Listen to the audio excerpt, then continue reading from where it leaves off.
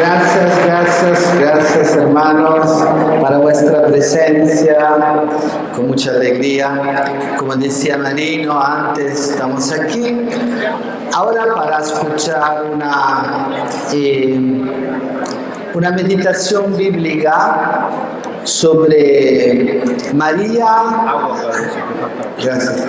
Con María, Arca de la Alianza. Es importante porque para entender bien el fundamento de las apariciones, de la aparición de la Virgen de Guadalupe y de todas las apariciones hasta las apariciones de la Reina de la Paz y Medjugorje, como la Madre de Dios está presente en la historia de la salvezza. ¿Se escucha? ¿Puedo pedir un favor? De no hablar porque me llega después las voces de las personas, es difícil hablar. Gracias. Y el Evangelio según San Lucas nos dice más acerca de la Madre de Jesús que cualquier otro libro del Nuevo Testamento. Es una meditación bíblica, pero es importante ver cómo María está presente en toda la historia de la salvación, Antiguo, Nuevo Testamento, hasta el libro del Apocalipsis. Un ejemplo se encuentra en la historia de la visitación de María. Hago pregunta para ver si ustedes, de la visitación de María a su prima. Perfecto. A un nivel más superficial, esto nos habla del gozoso encuentro entre dos futuras madres. A un nivel más profundo, nos hace referencia a pasajes del Antiguo Testamento sobre el Arca de la Alianza.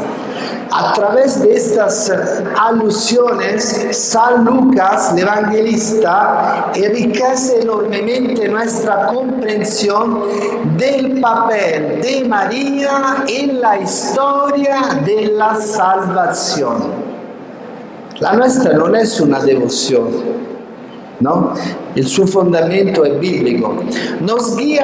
San Luca nos guía a través del texto de la visitación hacia la visión de María como nueva arca de la alianza, enseñándonos cómo la antigua arca de la alianza no es más que la prefiguración de una nueva arca mucho más admirable, la madre del divino Mesías, la madre de Dios, la madre de la iglesia, la madre de todos nosotros. Una de las semejanzas en las que se basa San Lucas proviene del segundo libro de Samuel. Establece un paralelo entre la visitación de María a Isabel y la historia de David, cuando llevaba el arca de la alianza a Jerusalén, tal como se cuenta en el capítulo 6 del segundo libro de Samuel.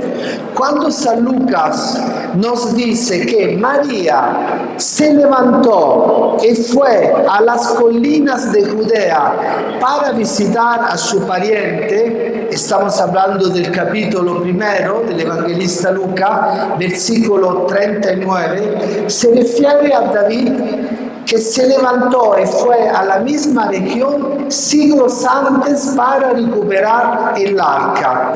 Esta meditación bíblica terminará claramente con Medjugorje, hablando claramente cómo la aparición de Medjugorje es una aparición profética que tiene, como todas las apariciones de la Virgen, el fundamento en la Sagrada Escritura. A la llegada de María en la casa de Isabel, esta expresa de la misma sensación de asombro e indignidad ante ella, que sintió David anche el arca de la alianza.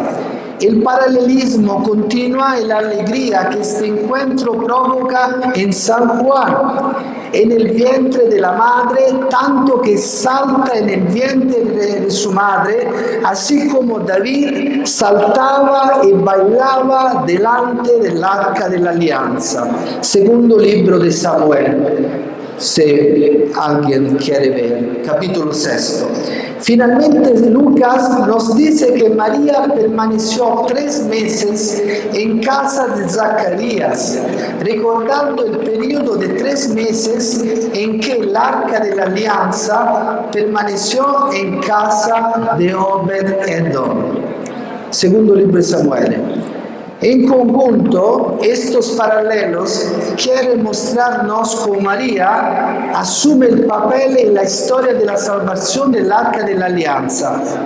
Por mí, es la imagen más presente como prefiguración, el Arca de la Alianza de María en toda la historia de la salvación, en toda la revelación bíblica. Es la imagen más presente, más clara. Fue como una luz que recibí cuando, unos meses atrás, cuando estaba para una misión en Brasil, que esta es la imagen más clara de María, más presente en el Antiguo y en el Nuevo Testamento. Y además, la mencionada arca de oro es el recipiente sagrado en el que se revela la presencia del Señor a su pueblo. Otra tradición a la que se hace referencia en el Evangelio de San Lucas se encuentra en los libros de las crónicas. Por ejemplo, el verbo griego usado en Lucas, el capítulo 1, para indicar la exclamación de Isabel, el verbo que exclamó a gran voz. Anafoneo, si hay personas que les gusta el griego.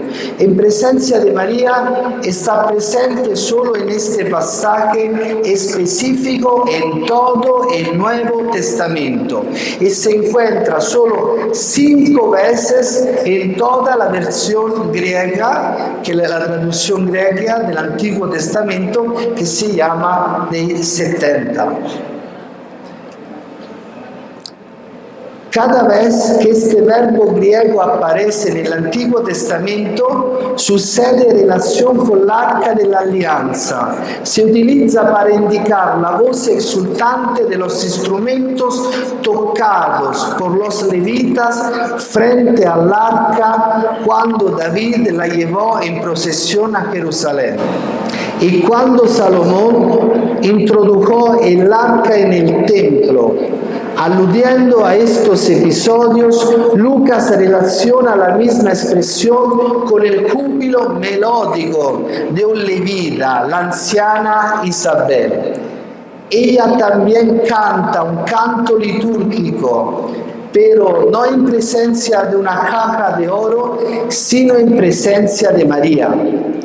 La notable familiaridad de Lucas con estos relatos antiguos le permite seleccionar incluso palabras sueltas para susurrar a sus lectores más atentos como la joven madre del Mesías es la nueva arca de la alianza.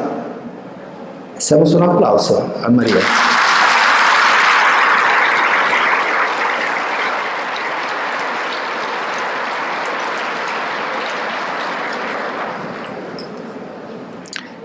Para los lectores, después, claro, soy franciscano, nosotros tenemos toda una tradición sobre, claro, María como madre de Cristo y como nueva Eva. Como decía antes Marino, María es la nueva Eva y Cristo es el nuevo Adán. Es la humanidad nueva. Para los lectores con ojos para ver y oídos para oír, Lucas ha dejado una imagen de la Virgen María que se vuelve aún más gloriosa tras un estudio cuidadoso de las Escrituras. Nuestra capacidad de ver a María como Él la vio depende en parte de nuestro conocimiento del Antiguo Testamento y en parte de nuestra sensibilidad al hábil uso que hace San Lucas de este.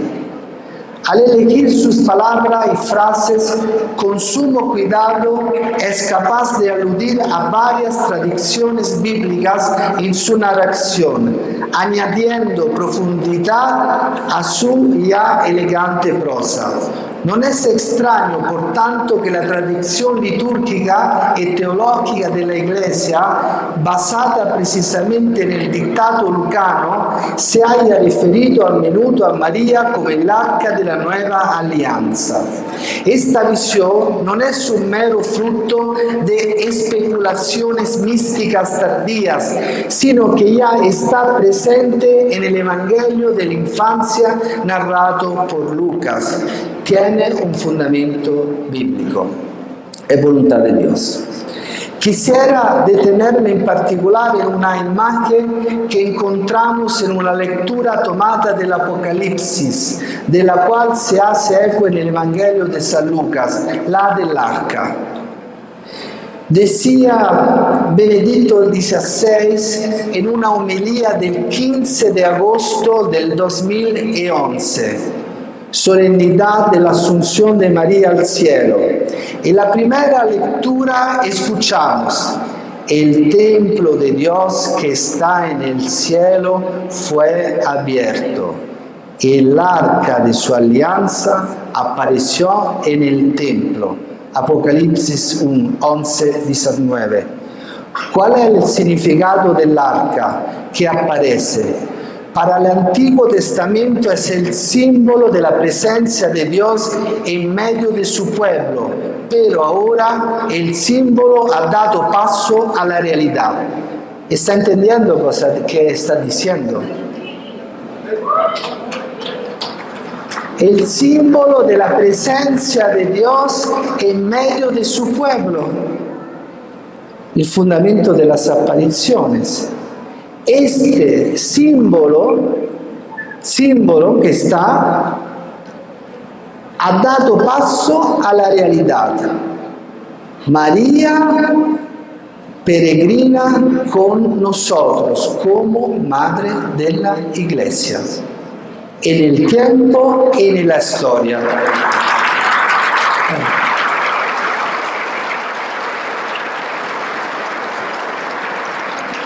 Así, el Nuevo Testamento nos dice que la verdadera arca de la alianza es una persona viva y concreta, es la Virgen María. Dios no vive en un mueble, Dios vive en una persona, en un corazón. María, la que llevó en su seno al Hijo eterno de Dios hecho hombre, Jesús nuestro Señor y Salvador. Como sabemos, en el arca se guardaban las dos tablas de la ley de Moisés, las cuales manifestaban la voluntad de Dios de guardar el pacto con su pueblo, indicándoles las condiciones para ser fieles al pacto de Dios, conformarse a la voluntad de Dios y así también a nuestra realidad de hijos de Dios. María es la arca de la alianza porque acogió a Jesús en sí misma, recibió en sí misma la palabra viva, todo el contenido de la voluntad de Dios, de la verdad de Dios, acogió en sí a aquel que es alianza nueva y eterna, culminando en la ofrenda de su cuerpo y de su sangre, cuerpo y sangre recibidos de María. La fe de María. Con razón, pues la piedad cristiana en las letanías en honor de la Virgen se vuelve hacia ella invocándola como arca de la alianza, en latín Fidelis Arca, arca de la presencia de Dios, arca de la alianza de amor, que Dios quiso unir definitivamente con toda la humanidad en Cristo. De palabras que tiene, qué profundidad, qué meditaciones que tiene, a través de María. Pero claro, en Cristo, Cristo ha recibido el cuerpo de María, nosotros somos cuerpo de Cristo, ¿no? Ma este cuerpo también Cristo lo ha recibido a través de María. El pasaje del Apocalipsis quiere señalar otro aspecto importante de la realidad de María. Ella, el arca viviente de la alianza, tiene un destino de gloria extraordinaria porque está tan íntimamente unita al Hijo que recibió en la fe e engendró en la carne como para participar plenamente de la gloria del cielo. Esto es lo que nos sugieren las palabras escuchadas. Apareció en el cielo una señal grandiosa, una mujer vestida de sol, con la luna bajo sus pies y sobre su cabeza una corona de 12 estrellas. Estaba embarazada. Ella dio a luz un hijo varón destinado a gobernar todas las naciones. Me parece que la Virgen de Guadalupe apareció con las estrellas.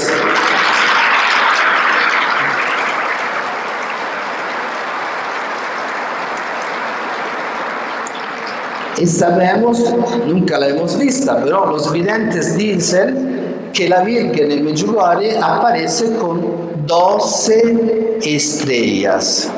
Apocalipsis. La grandeza de María, Madre de Dios, llena de gracia, plenamente dócil a la acción del Espíritu Santo. Vive ya en el cielo de Dios, toda de sí, en cuerpo y alma, claro, la asunción.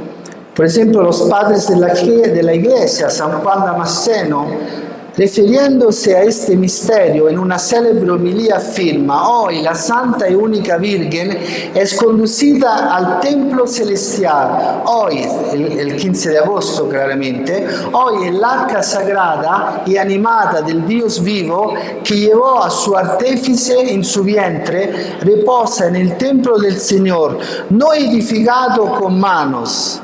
Prosigue San Juan Damasceno: aquella que había albergado en su seno al Logos divino tuvo que trasladarse a los tabernáculos de su Hijo.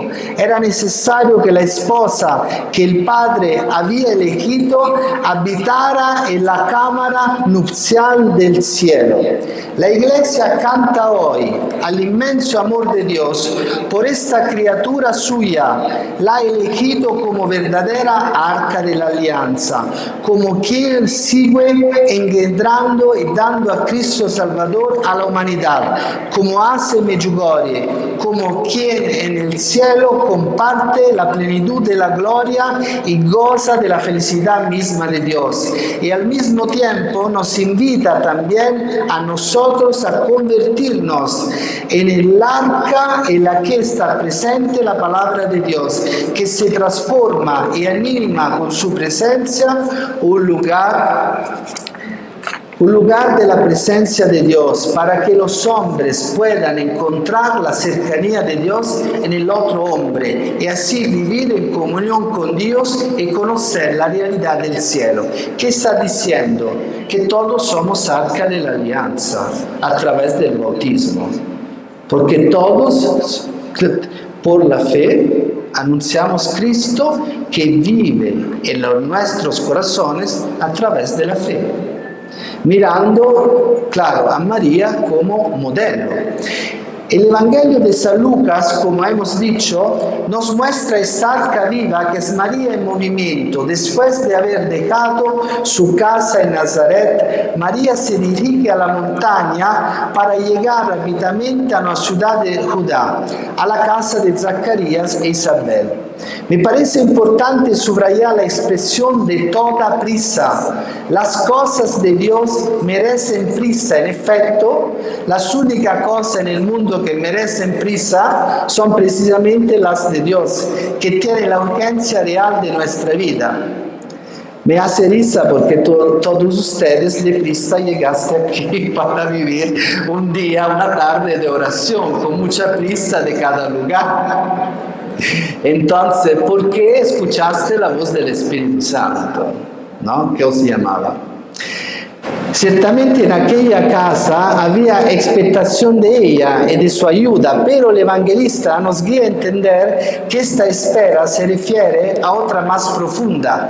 Zacarías, Isabel, el pequeño Juan Bautista son en efecto el símbolo de todos los justos de Israel, cuyo corazón lleno de esperanza esperaba la venida del Mesías Salvador. Y es el Espíritu Santo quien abre los ojos de Isabel y le hace reconocer en María la verdadera arca de la alianza, la Madre de Dios que viene a visitarla. Queremos rezar también para nuestros hermanos que no reconocen a María como arca de la alianza y como Madre de Dios. Somos hermanos. Ellos no son huérfanos, pero viven como huérfanos. Nosotros católicos no somos huérfanos, tenemos una madre, que es la madre también de ellos, pero ellos no la conocen.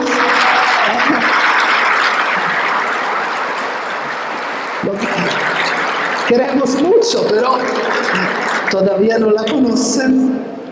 Ella les ama. Ciertamente en aquella casa había expectación claramente de ella. Y así la pariente anciana la acoge diciendo en alta voz: bendita tú entre las mujeres y bendito el fruto de tu vientre. ¿A qué debo que la madre de mi Señor venga a mí? Y es el mismo Espíritu Santo que abre el corazón de Juan Bautista en el seno de Isabel. Ante aquella que lleva al Dios hecho hombre, Isabel exclama: como tu saludo llegó a mis oídos, el niño saltó de alegría en mi vientre. Aquí el evangelista Lucas utiliza otro término, saltar, es decir, saltar. El mismo término que encontramos en una de las antiguas traducciones griegas del Antiguo Testamento para describir la danza del rey David frente al arca santa que finalmente ha regresado en su patria. Juan el Bautista en el vientre de su madre danza frente al arca de la alianza como David y así reconoce que María es la nueva arca de la alianza. Estamos terminando, solo unos minutos de paciencia. Ante la cual el corazón se regocija de alegría. La Madre de Dios presente en el mundo que no se reserva para sí esta presencia divina, sino que la ofrece compartiendo la gracia de Dios, como dice la oración. María es verdaderamente causa nostre letizie, causa nuestra alegría. El arca en la que el Salvador está verdaderamente presente entre nosotros. Queridos hermanos, hablamos de María, pero en cierto sentido hablamos también de nosotros, de cada uno de nosotros. También nosotros somos destinatarios de este inmenso amor que Dios ha reservado ciertamente de un modo absolutamente único e irrepetible para María. María nos abre a la esperanza, a un futuro lleno de alegría a través de las apariciones de Medjugorje y nos enseña el camino para llegar a Él. Porque es un mensaje, un signo de esperanza para decir que Dios no se cansa de la humanidad. Acoger en la fe a su Hijo a través de María, no perder nunca la amistad con Él, sino dejarnos iluminar y guiar por su palabra de Jesús. Todos los días, incluso los momentos en que sentimos que nuestras cruces se hacen pesadas. María, el arca de la alianza que está en el santuario celestial, nos muestra con luminosa claridad que vamos caminando hacia nuestra verdadera patria, la comunión de gozo y de paz con Dios. Y termino diciendo para ver Medjugorje. Quiero terminar la reflexión citando el arca de... Esta conclusión por mí es importante. el arca de Noé. ¿Todo conoce el arca de Noé? Claro. En el libro de Génesis estamos hablando del capítulo 6 hasta el capítulo 8. El arca de Noé, en la historia bíblica, es una gran nave construida por indicación divina de Noé para escapar del diluvio universal, para preservar la especie humana y otros seres vivos, que salvó del diluvio a los que tenían fe en el tiempo. De los 10 secretos, toda la humanidad mirará a María y a través de ella a Cristo. María nos ayudará a superar el tiempo de los secretos y nos acompañará hacia el tiempo de la primavera, como ha dicho Medjugorje, hacia el nuevo mundo de la paz, hacia el triunfo de su inmaculado corazón. Con ella, arca de la nueva alianza, llegaremos a la patria bendita. Ella nos recuerda que nuestra vida es un camino hacia la eternidad. Ella es la mujer vestida de sol, el arca de la nueva alianza. Nos muestra el camino, acompañándonos con sus mensajes y su presencia desde hace 42 años. Con la oración, la gracia de Cristo y la conversión personal, mirando a Cristo a través de María, Madre de la Iglesia, caminamos hacia el triunfo de su inmaculado corazón.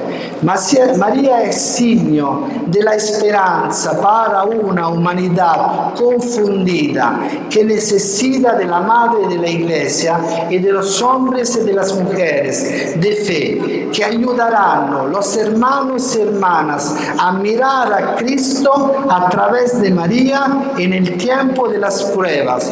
Padre, estas son fantasías. No, no son fantasías. Soy en México. Me parece que en 10 años 8 millones de indios pidieron el bautismo después de las apariciones de la Virgen de Guadalupe. Me parece que en 10 años 8 millones de indios fueron bautizados. Entonces, por mí, esta es la conexión entre Guadalupe y Medjugorje. Como a través de la aparición de la Virgen de Guadalupe, millones de indios y después evangelizaron, se fueron bautizados, así la humanidad en el tiempo de la prueba, guardando a Cristo a través de María, entrará en la iglesia y así María continuará a ser en la historia arca de la nueva alianza. Gracias.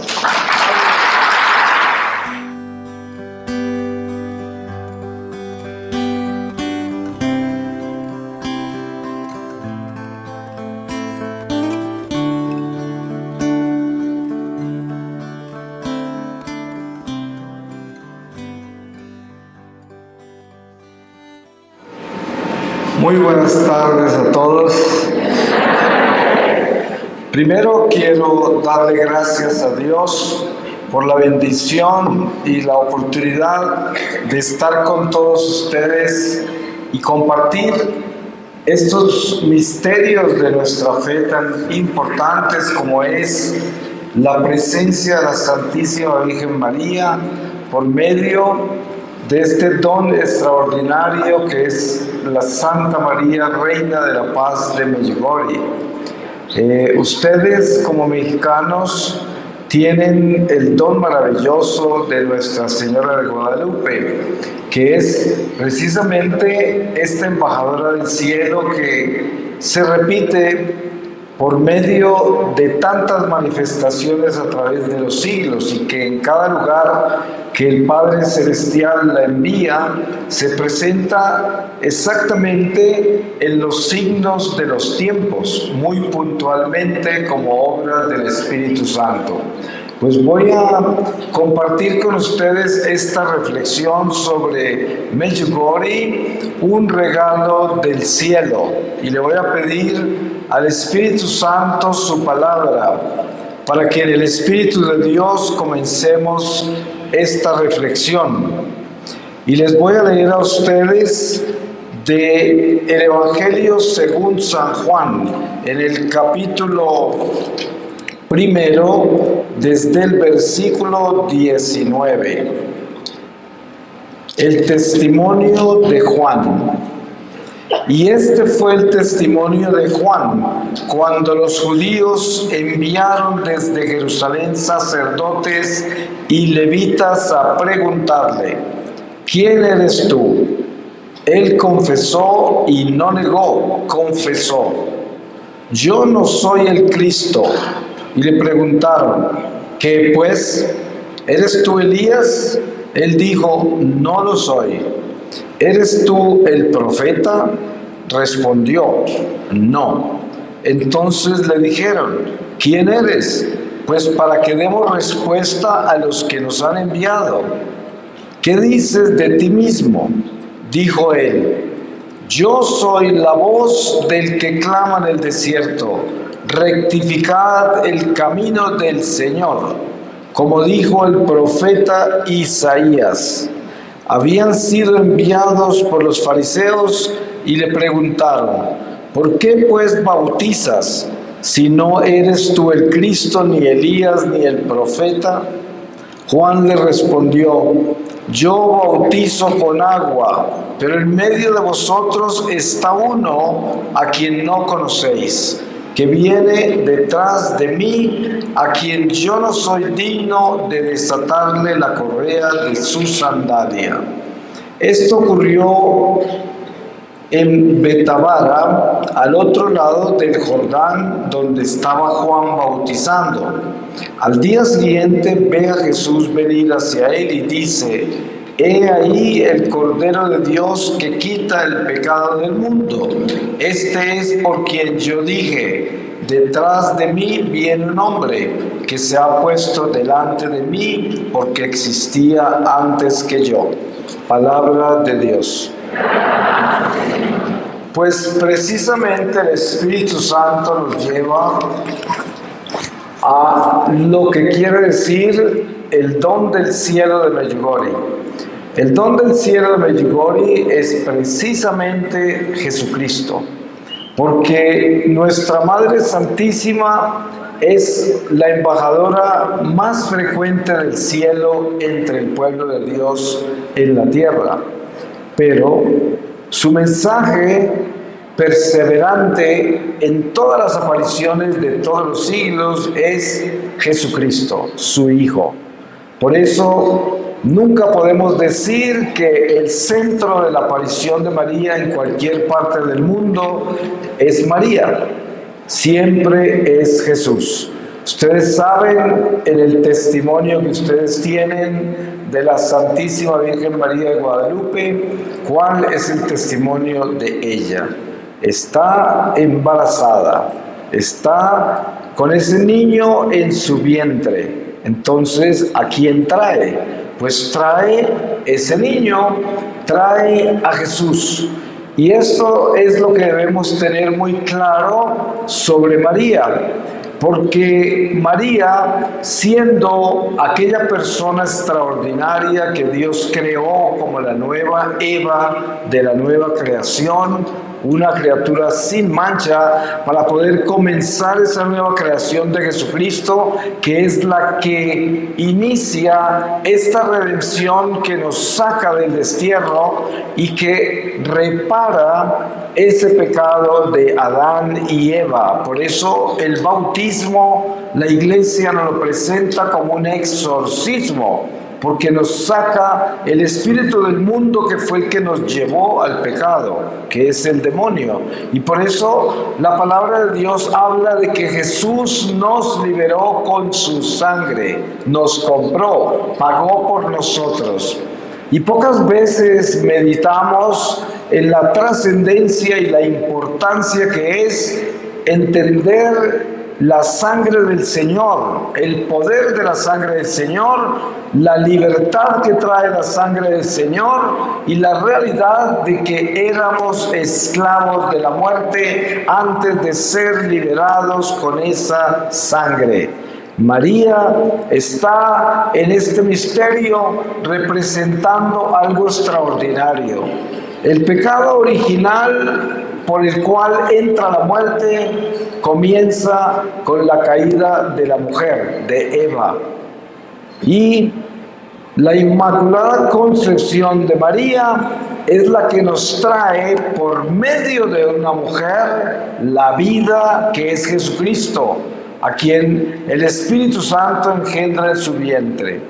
Entonces, Medjugorje es precisamente esa oficina del cielo que se abre en la tierra para que las almas pasen por allí y encuentren toda esta realización personal de los misterios de la fe que están desplegados en forma de parroquia, en la forma más sencilla, humilde, porque Medjugorje, como lo dice muchas veces el padre Francisco María Risi, que está aquí con nosotros y seguramente nos hablará de eso más tarde, es una parroquia Medjugorje, la parroquia del mundo, porque se considera como un confesionario del mundo, porque pasan millones de peregrinos por allí y el peregrino que pasa por allí, lo primero que entiende y lo primero que recibe es la realidad mística y profunda de la Iglesia, de los sacramentos, de la ley de Dios, de entrar en estos misterios litúrgicos donde se encuentra el alimento espiritual de las almas que nos fortalece en este destierro para aguantar la fuerza de Satanás que nos quiere tumbar, seduciéndonos con este mundo perverso, seduciéndonos con el materialismo, consumismo, relativismo y todos los ismos que llevan al abismo. Por eso Medjugorje se convierte en este don extraordinario que, como dijo la Virgen María en el último mensaje del 25 de enero de este año, dijo que en Medjugorje continuaba lo que comenzó en Fátima. Y por eso podemos conectar todas estas apariciones de la Virgen, incluyendo a la Virgen de Guadalupe, como un peregrinar del cielo entre el pueblo de Dios. En el Antiguo Testamento vemos el peregrinar del cielo con los profetas de Dios, con los reyes, con los patriarcas, y estos eran los instrumentos que peregrinaban la palabra de Dios, los mensajes de Dios, las exhortaciones de Dios, la ley de Dios que se le da al pueblo. Pero después de que Jesucristo asciende al cielo y después de que la Virgen María es asunta al cielo, entonces en esta nueva creación de Jesucristo, esta embajada del cielo la representa María. Y constantemente está presentándose entre nosotros como se presentaban los profetas de antaño. Pero en esta oportunidad, en esta nueva creación de Jesucristo, María es madre que no solamente trae consuelo, sino que trae una catequesis absolutamente perfecta y sencilla para que en ningún momento olvidemos el Evangelio de Jesucristo, que es nuestra verdad por la cual caminamos, con la cual nos santificamos y purificamos, con la cual nos defendemos de la mentira de este mundo, de la mentira del diablo. Y la Virgen se encarga de que tengamos esa claridad. Y por eso sus palabras son muy sencillas, porque todo lo que viene del cielo es humilde, es pequeño, es sencillo.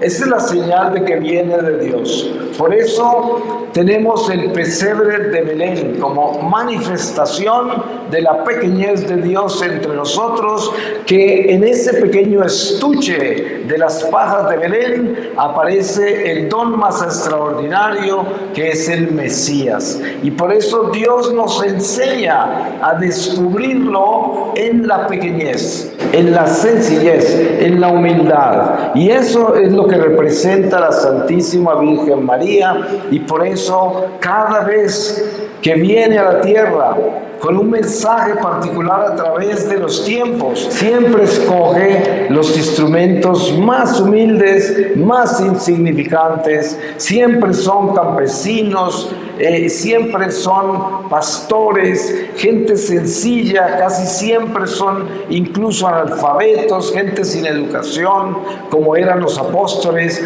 y eso es una manifestación extraordinaria de la gloria de Dios entre nosotros, para ayudarnos a tener claridad del mundo en que estamos y darnos cuenta que las cosas de Dios son así de sencillas, porque quiere que nosotros nos liberemos de la idolatría, de la sofisticación de este mundo material.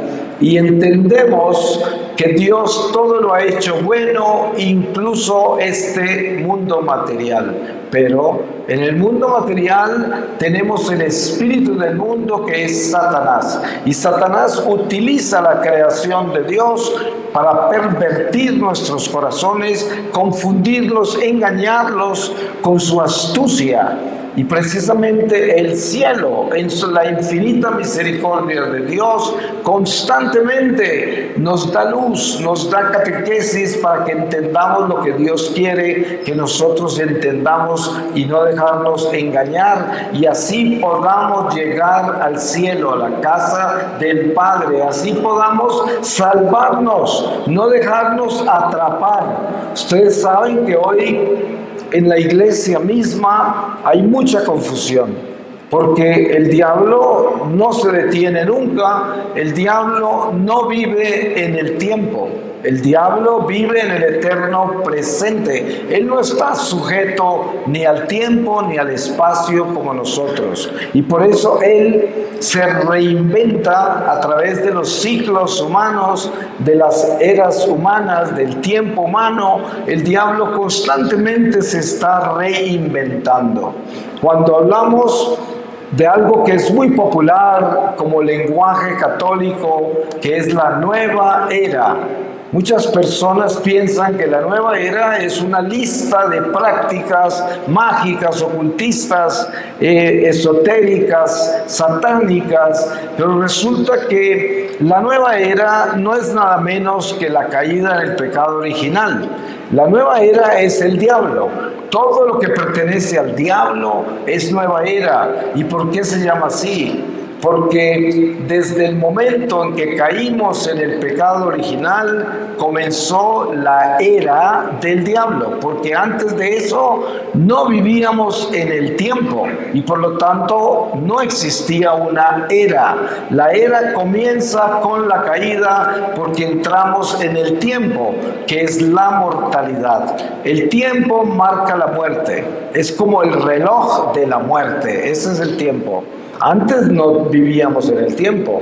La prueba está que los espíritus de Dios y los espíritus caídos no viven en el tiempo, viven en el eterno presente. Entonces el diablo, que vive en ese eterno presente, constantemente se está reinventando a nosotros que somos esclavos del tiempo, y depende de nuestra cultura, de las épocas en que vivimos. Él se viste de acuerdo a eso. Y por eso la nueva era representa al espíritu del mundo, a Satanás.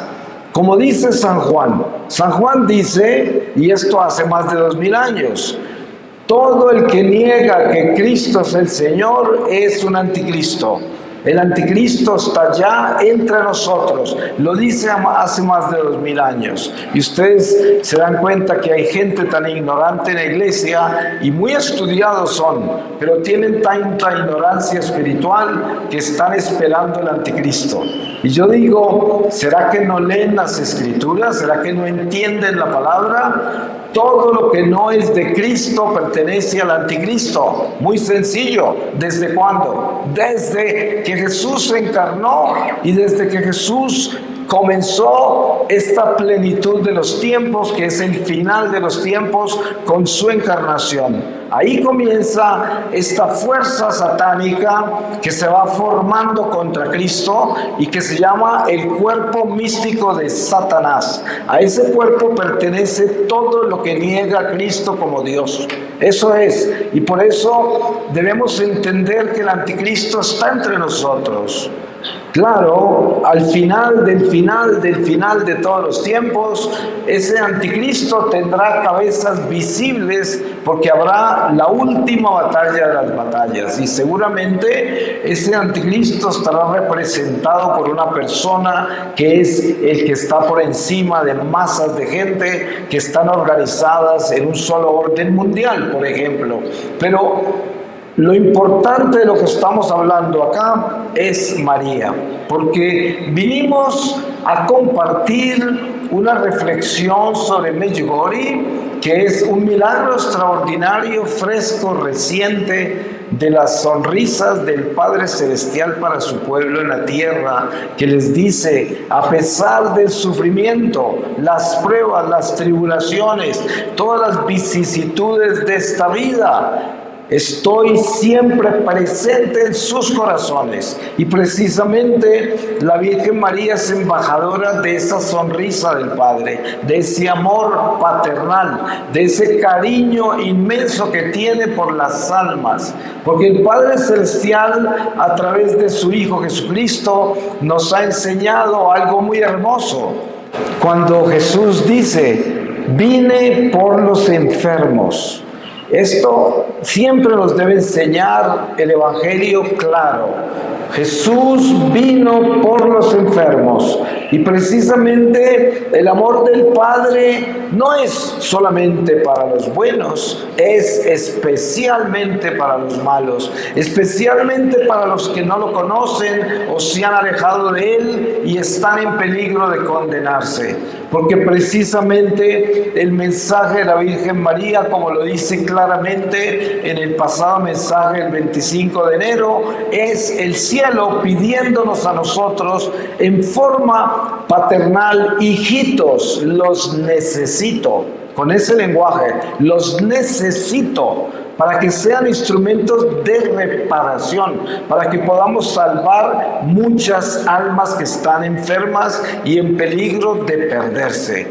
Y claro, aquí estamos todos nosotros, y si nos ponemos la mano en el corazón, lo primero que sentimos y sabemos es que somos pecadores, que somos criaturas frágiles, vulnerables, que tenemos tendencias a cometer graves errores, pero al mismo tiempo también espero que en todos nosotros, o en la mayoría de nosotros, tenemos la intención honesta de corazón de aprender a vivir en Dios todo el tiempo hasta que Él nos llame, lo cual implica una batalla espiritual contra el pecado, comenzando por la furia del pecado que fluye por dentro de nuestras propias venas, porque está en la misma sangre como una mancha, como lo dice San Pablo, una mancha que nos inclina a pecar, que no es nosotros, pero está en nosotros.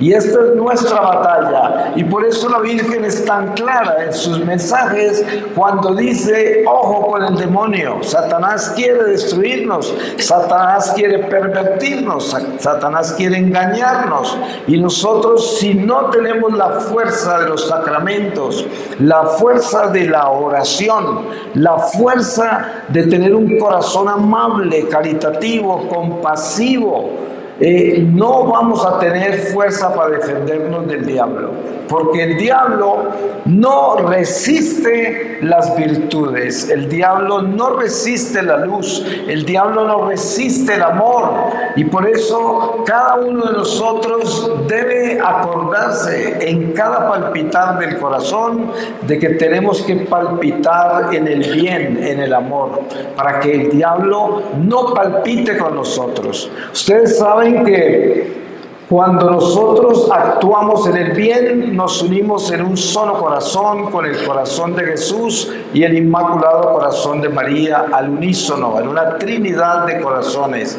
Es un banquete de amor. La unión, la comunión entre el pecador arrepentido, perseverante y los dos corazones. Porque en esa trinidad caminamos en la iglesia. Y la Virgen María es quien nos inspira a esa unión permanente para que no nos perdamos, para que nos fortalezcamos, para que seamos instrumentos extraordinarios de la iglesia. Porque la iglesia nos da todo lo que necesitamos para ser pescadores de almas, pescadores de hombres y para traerles salud a la humanidad. Una salud que el Espíritu Santo sirve en nuestros corazones a través del don extraordinario de la iglesia por medio de nuestro bautismo y nuestra fidelidad. Qué lindo que es uno decidir serle fiel a Dios. Ustedes saben que un matrimonio, el día que contraen matrimonio en el altar del Señor, apenas comenzó su batalla, apenas comenzó su camino. El hecho de que se casaron no quiere decir que ya realizaron el matrimonio. Lo mismo sucede cuando nosotros en comunión con el Espíritu Santo decidimos serle fieles a ese don del Espíritu Santo dado por el bautismo y tomamos la decisión de ser buenos, de obedecerle a Dios, de hacer el bien en todo momento. Pues es apenas el principio de un matrimonio con el Espíritu Santo. Y esta es una relación personal entre el Espíritu Santo y nosotros que a veces está bien y a veces no está bien, porque no todas las veces tenemos la fortaleza para superar nuestras debilidades, flaquezas, carencias, pecado. Sin embargo, Dios es paciente, Dios es amoroso, compasivo, misericordioso y conoce nuestra miseria. Podemos verlo en la resurrección del Señor. De las primeras cosas que hace Jesús cuando resucita, que parece que fuera con urgencia, es establecer el sacramento de la reconciliación. Y miren que los apóstoles ni siquiera habían recibido el Espíritu Santo todavía. Jesús les sopló el Espíritu Santo para que entendieran lo que les iba a decir y lo que les iba a encargar. ¿Y por qué hizo eso el Señor con tanta urgencia? Porque Jesús conoce nuestra flaqueza, nuestra debilidad, nuestras limitaciones y por eso quería darnos esa fuerza sacramental para mantener nuestra amistad con Dios, para estar constantemente reconciliándonos. Y por eso mucha gente dice: ¿para qué me voy a confesar si yo voy a caer en los mismos pecados otra vez? Pues si eso tuviera sentido decirlo, Jesús no hubiese establecido ese sacramento. Precisamente el Señor lo estableció porque sabía que nosotros en nuestras debilidades podemos recurrir en una forma muy perseverante en los pecados. Y Él quiere que nosotros, por medio de caminar perseverantemente buscando la verdad, viviendo fieles a Dios, vamos superando ese amor que tenemos al pecado, ese apego. Ese es un camino, es un trabajo, es una conversión que se da día a día hasta la muerte. Y Jesús sabe eso, por eso nos dio ese sacramento. Y nunca podemos apenarnos o aburrirnos de estar yendo al confesionario, porque tenemos que ir debilitando esos pecados hasta que los superemos. Y muchos de pronto llegarán a la tumba con nosotros. Ustedes se dan cuenta, entre las enseñanzas maravillosas que el Espíritu Santo nos da por medio de San Pablo, columna de la iglesia, nos habla de un aguijón que él tenía en la carne. Y dense en cuenta lo importante de esta catequesis.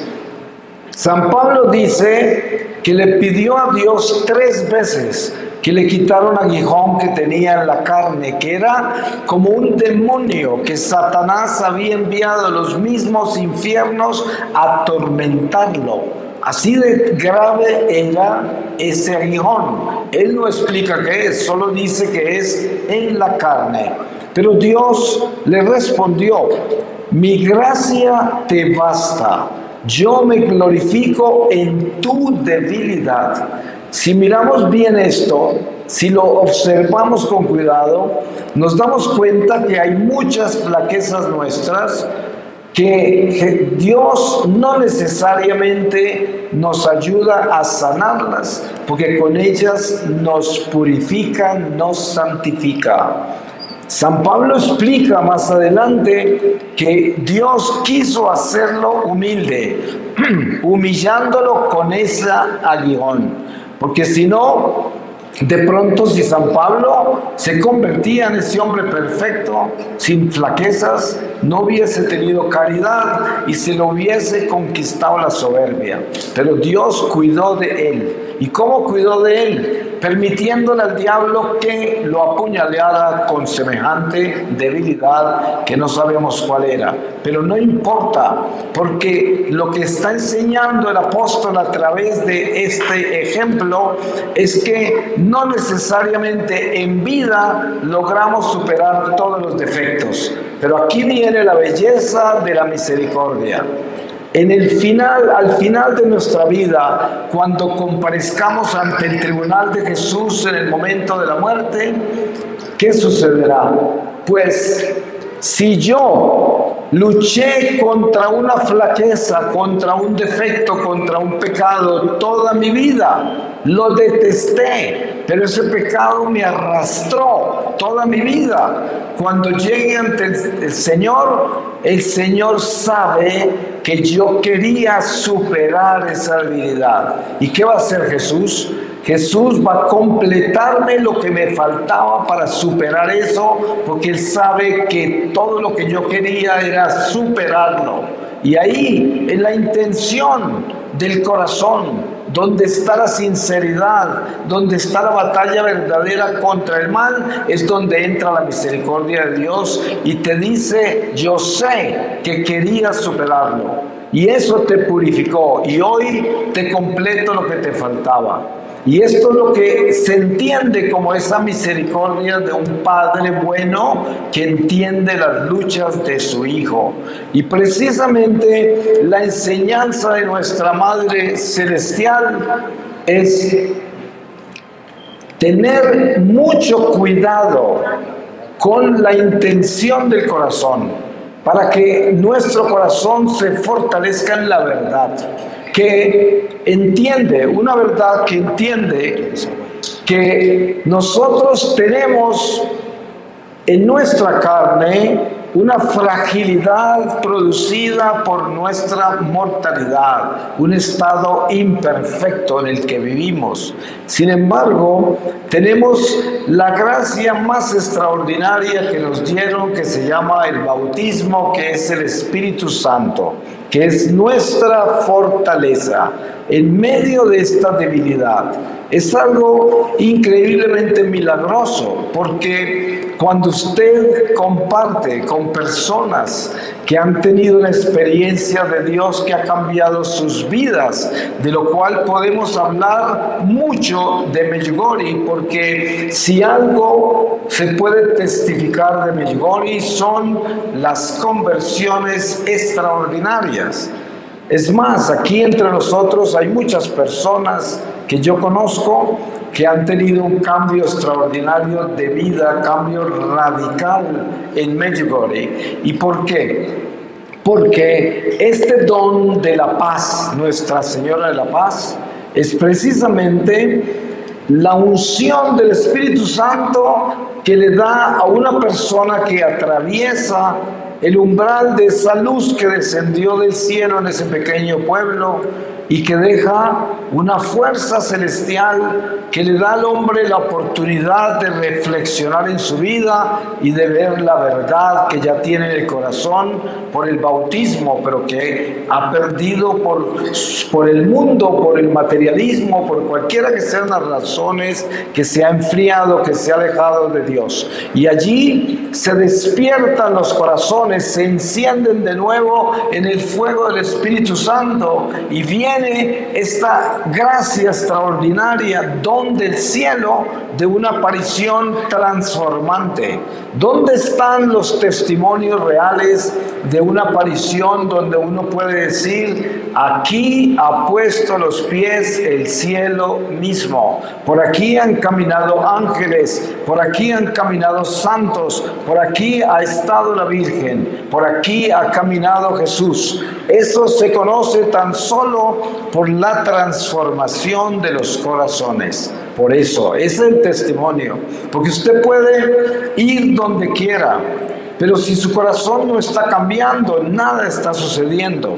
No importa si usted se la pasa de rodillas 3 kilómetros, no importa los sacrificios, mortificaciones, penitencias, ayunos que haga, y a veces nada de eso cambia el corazón.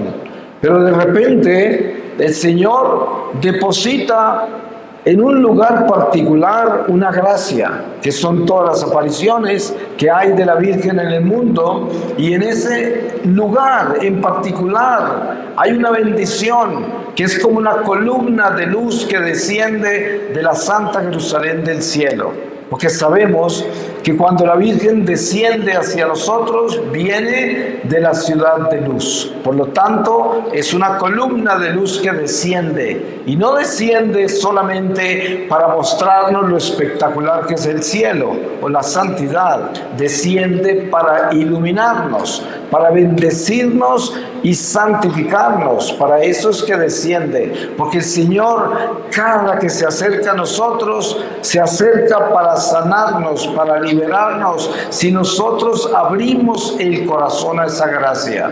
Por eso vemos en el Evangelio el ejemplo de la presencia de Dios entre nosotros. Un Jesús que camina y camina entre los enfermos y camina no para mirarlos y no para mostrarles quién es, sino para sanarlos con su amor. Y eso es lo que hace una aparición como Medjugorje. Es una sonrisa y una caricia y un consuelo del cielo que desciende a liberarnos, a santificarnos. ¿Y por qué escoge el Señor esos lugares? La mayoría de las apariciones siempre se encuentran en lugares remotos que exigen peregrinación, que la gente tiene que hacer un esfuerzo para llegar. Es un misterio, pero al mismo tiempo la iglesia es peregrina y siempre hay que peregrinar hacia la gracia, hay que caminar hacia la gracia. No vamos a esperarla sentados en la hamaca de la casa, sino que el Señor nos invita a caminar hacia ella. Tenemos que desplazarnos. Por eso el misterio de todas estas apariciones, usted las observa con cuidado y todas aparecen en lugares donde la gente tiene que peregrinar hasta allá. Eso tiene un sentido. Miren el pueblo de Dios que saca de Egipto, le toca peregrinar por todo el desierto hacia la tierra prometida, y lo que prometió el Señor estaba al otro lado del río. 40 años pasaron en esas, y ahora nosotros recibimos bendiciones de Dios que exigen caminar hacia allá, que exigen un peregrinar, y todo esto tiene que ver con el orden de Dios. Dios es un Dios de orden, y dentro del orden de Dios está el peregrinar del penitente. Nosotros somos peregrinos en una tierra extranjera, como dice San Pedro, porque yo creo que lo más hermoso que podemos encontrar como hijos de Dios es reconocer que somos extranjeros en este mundo. No podemos en ningún momento acomodarnos a este mundo. Nunca. El peor error que podemos cometer es armar nido acá. Y sabemos que vivimos en este mundo material y que Dios nos confía responsabilidades y tenemos que estar atentos de cumplir con ellas, pero sin nunca olvidarnos que estamos de paso, que somos peregrinos. Para mí, el mejor regalo que Dios me ha dado fue el llamado que me hizo hace 23 años a la vida misionera. Antes de mi vida misionera, yo era un hombre del mundo y siempre estaba construyendo nidos nuevos. Estaba enraizándome más y más en el mundo, en las cosas del mundo. Cuando el Señor me rescató del mundo y después de que viví esa experiencia tan espantosa, el secuestro en la selva, de la cual salí solo por un milagro de Dios y porque Él tenía un plan conmigo, porque si no hubiese muerto 1000 veces en ese secuestro. Cuando ya me llama la misión, lo primero que encuentro cuando comienzo a viajar por el mundo es mi verdadera libertad, porque ya yo no tenía absolutamente ninguna necesidad de tener un nido en ninguna parte. Y por eso, desde entonces, donde quiera que yo estoy en casa. Yo estoy aquí en San Luis Potosí, me parece que es extraordinario estar entre ustedes cada vez que vengo y sentir el calor de Dios entre ustedes como pueblo escogido de Dios. Y al mismo tiempo, cuando estoy acá, me siento que estoy acá y acá pertenezco hasta que parto. Y no tengo ninguna ansiedad de estar en ninguna otra parte. No me está esperando nada. Lo único que me espera es estar acá. Y esto es un don maravilloso, porque entonces la casa nuestra ya no es una casa de ladrillos o de piedra. La casa nuestra es una casa espiritual que es en el corazón. Y es una casa que nos tiene a nosotros dentro de un edificio espiritual donde habita el Espíritu Santo. Y ahí tenemos paz, la verdadera paz. Porque ya nuestro nido no es de la tierra. Nuestro nido es del cielo, es un nido espiritual. Ya no tenemos a dónde regresar, porque donde estamos es donde Dios quiere que estamos, así sea por un día, pero ahí estamos como debemos estar y no tenemos ansiedades de estar en ninguna parte más que donde debemos estar en el momento. Eso es vivir el momento de Dios y es una libertad extraordinaria. Por eso, si usted vive en un lugar y siempre está en el mismo lugar, eso no quiere decir que usted no está libre, porque la libertad de la que yo hablo es la libertad espiritual.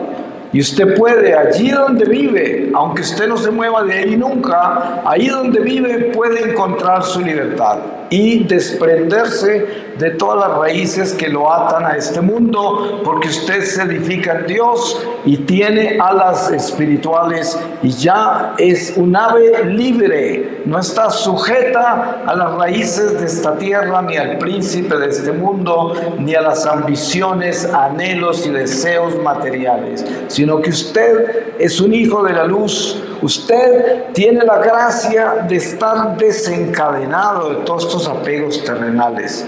Esto es lo que la Virgen María nos enseña. Usted observa todos los mensajes de Medjugorje. Afortunadamente se han podido editar los mensajes de Medjugorje de tantos años y se pueden conseguir esos libros donde usted puede meditar en todos esos mensajes y darse cuenta la sencillez, la profundidad, la precisión, la puntualidad con que el Espíritu Santo a través de la Virgen María, Reina de la Paz, va dando estas puntadas de una red preciosa para pescar almas, para traer almas al Señor, la pesca milagrosa, por medio de la palabra, por medio del Evangelio que se predica de una doncella que viene a decirnos: soy tu madre. Y Te vengo a decir que Dios te ama y que debes obedecerlo para que vengas un día a habitar con nosotros. Y eso es lo que el Señor quiere. Dios nos creó para salvarnos, nada más que para eso. Dios no ha creado a nadie para que se pierda, pero nosotros tenemos la libertad de escoger esa salvación o esa perdición. Solo Dios sabe el estado de su alma en este momento. Nadie más lo conoce. Entonces, dentro de esa soledad que produce el pecado, cuando nosotros estamos en una mala relación con Dios, viene el Espíritu Santo por medio de una madre como la Virgen María, Reina de la Paz, a decirnos: a pesar de tu pecado, Dios te ama y te espera. Pero no tardes mucho. Vente hacia Dios, cambia tu corazón, arrepiéntate, deja el pecado y te aseguramos que tendrás la paz que nunca has tenido, y además que al final de este camino tendrás una paz eterna. Por eso cada uno de nosotros tiene una responsabilidad, y la responsabilidad es de asegurarnos que constantemente nos estamos apoyando y ayudando para crecer en Dios. Esa es nuestra mayor misión.